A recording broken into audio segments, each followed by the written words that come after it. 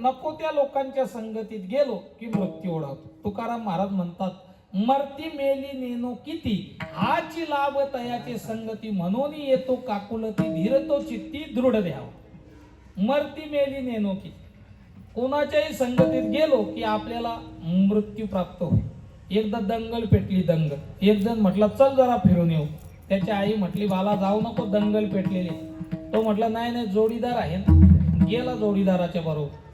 जी डोक्यात दगड बसली. मरती मेली नेनो किती, हाची लाभ तयाची संगती, नको त्या लोकांच्या संगतीत गेलो की मृत्यू ओढाव.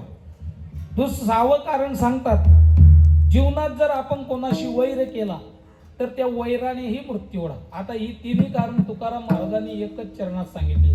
वैर ऋण हत्या हे तो न सुटे न देता, हे फेडल्याशिवाय सुटत नाही. कोणाचं ऋण, कोणाचं वैर आणि कोणाची हत्या, वैरानेही आपल्याला मृत्यू येतो. महाराज म्हणून मरणाच्या अगोदर दोन गोष्टी संपून मारा. एक वैर आणि ऋण, ह्या ज्या दोन गोष्टी आहेत ना त्या फेडाव्यात लागतात. आणि म्हणून या दोन गोष्टी संपल्याशिवाय मरू नये माणसं. हे संपूनच तुम्ही मरा. विठाला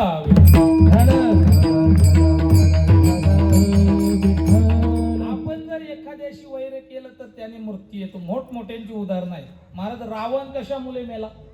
वैरामुळे मेला. कंस कशामुळे मेला? वैरामुळे मेला. शिशुपाल कशामुळे मेला? वैर धारण केलं म्हणून. आता हे जाऊ दे, हे निशाचर होते.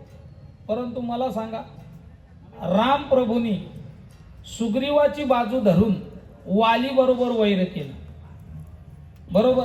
आता मला सांगा, वाली जो होता तो रामाचा अपराधी होता का सुग्रीवाचा? सुग्रीवाचा. परंतु सुग्रीवाची बाजू घेऊन प्रभू रामचंद्रांनी वाली बरोबर वैर केलं आणि त्याला लपून मारलं. आणि त्याचा परिणाम काय झाला? कृष्ण अवतारामध्ये प्रभू रामचंद्र कृष्ण झाले आणि वाली जरा नावाचा व्याध झाला.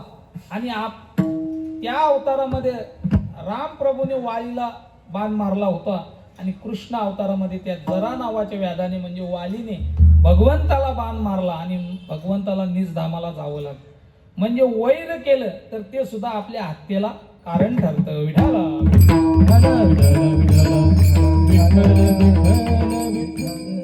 आणि अजून सांगतात, आपण जर कोणाची हत्या केली तर त्या हत्येने आपल्याला मृत्यू प्राप्त होतो. आता याच्याकरता त्या सजन कसायाचं उदाहरण दिलेलं आहे. अगदी धावतं सांगेन कारण आपली वेळ पुढे चालली. तो सजन कसाई जगन्नाथपुरीला जात असताना त्याचा मुक्काम एका पाटलाच्या घरी पडला. तिथं पडल्यानंतर आता सजन कसाई हा दिसाला अगदी देखणा होता, गोरा गोमटा होता आणि चेहऱ्यावर परमार्थाचं तेज होतं. आणि मग त्या पाटलीन बाईची जी दृष्टी आहे ती वाईट दृष्टी त्या सजन कसायावर पडली. पडल्यानंतर रात्रीच्या वेळेला सगळे झोपी गेल्यानंतर ती पाटलीन त्या सजन कसायाजवळ आली. म्हटलं माझी इच्छा पूर्ण करा, माझा स्वीकार करा. तेव्हा सजन कसायाने हात जोडले. जाई हो तू माते न करी सायास, आम्ही विष्णुदास तैसे नव्हे. तुमचा पतिदेव घरात आहे, तिकडे जा तुम्ही. त्या बाईला वाटलं की यांना माझ्या नवऱ्याची भीती वाटत असं आणि म्हणून तिने काय केलं, कोयता घेतला आणि झोपलेल्या नवऱ्याचा एका फटक्यात शिर उडवून टाकला. पुन्हा सजन कसायाकडे आले. म्हटलं आता माझा स्वीकार करा, मी माझ्या नवऱ्याला मारलेलं तुम्हाला ज्याची भीती वाटत होती. सजन कसायाने नकार दिला. तिच्या लक्षात आला आता हेही स्वीकार करत नाही, नवऱ्यालाही मारून टाकलेला आहे. आणि मग तिने आरडाओरडा करायला सुरुवात केली. लगेच लोक जमा झाली. सजन कसायाला पकडला आणि पंचायतीमध्ये घेऊन गेले. आता त्या कालाची शिक्षा म्हणून सजन कसायाचे दोन्ही हात तोडण्यात आले. हात तोडले. सजन कसाई जगन्नाथपुरीला गेला. गेल्यानंतर तिथं मंदिरात गेला नाही. मग मंदिराच्या मागे देवावर रुसून बसला. भगवंत त्याच्या जवळ गेले. म्हटलं सज्जना तू असा रुसून का बसला? म्हटलं देवा, आयुष्यात कधी पापच केलं नाही तर माझे हात का तुटले? देवाने सांगितलं सज्जना मागचं इलेक्शन आठव, हे आपलं मागचा जन्म आठव, काय झालं होतं? म्हटलं काय झालं होतं? तेव्हा देवाने सांगितलं ही तुझ्या मागच्या जन्मातली फलं आहे. मागच्या जन्मामध्ये तू साधू होता, पंडित होता आणि एक गाय कसायाच्या तावडीतून सुटून त्या ठिकाणी पलत होता.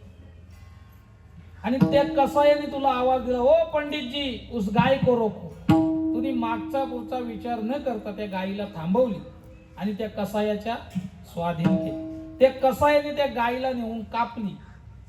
तू त्या गायीला थांबवल्यामुळे तुझे दोन्ही हात या जन्मामध्ये तुटलेले आहेत. सजन कसाई म्हटला, ठीक आहे देवा, मी त्या गायीला पकडून दिली म्हणून माझे दोन्ही हात तुटले, मग त्या बाईने तिचा नवरा का मारला? म्हटलं, ऐक सज्जना, तीच गाय या जन्मामध्ये ती पाटलीन झाली आणि तोच कसाई तिचा नवरा झाला.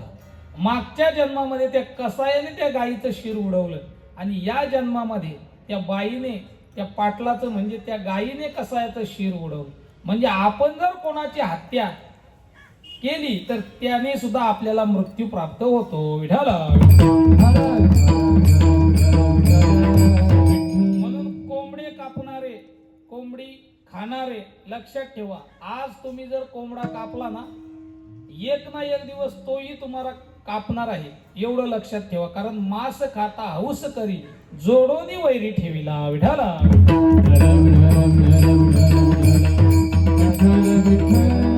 आणि शेवटचं कारण सांगतात, जीवनात आशा धरली की मृत्यू येतो.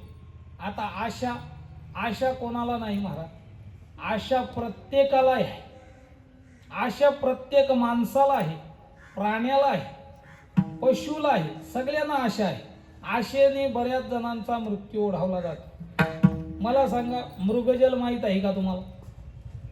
मृगजल ते खरं आहे का? खोटं आहे. ते पाणी नाही.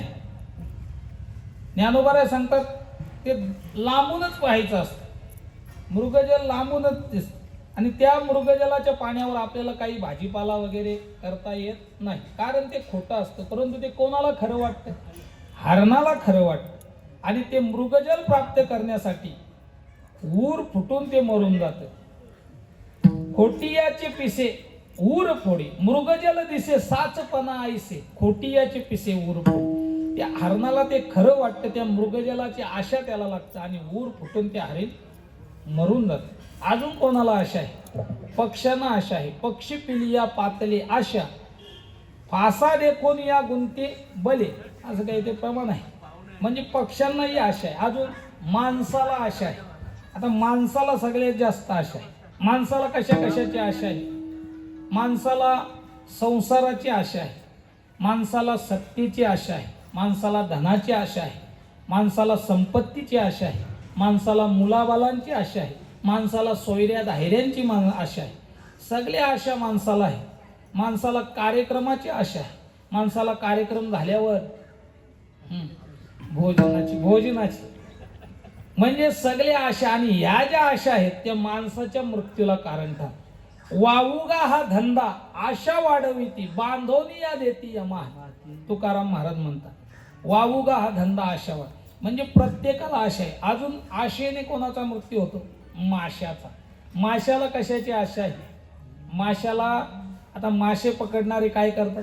त्या दिवशी महाराजांनी सांगितलं, तिथे गळ घेतात, गलाला आमिष लावतात. काय?